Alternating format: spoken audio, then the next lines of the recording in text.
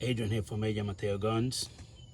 Today I will be using my Ruger 1022 Sports with the Simon scope on it, and I will be using the super extra high velocity 40 grain 22 copper plated ammo, and I'm gonna attempt to shoot this Kodak Polaroid camera through that lens, and let's see if the bullet will go through.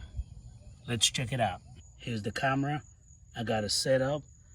Let's see if I go ahead and hit that on the first try.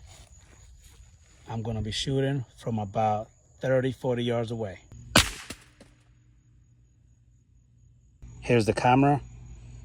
It did went ahead and ricocheted the glass, but it came out through the top, through the battery, and it basically destroyed the top of the battery and the battery compartment, but the bullet did not go through.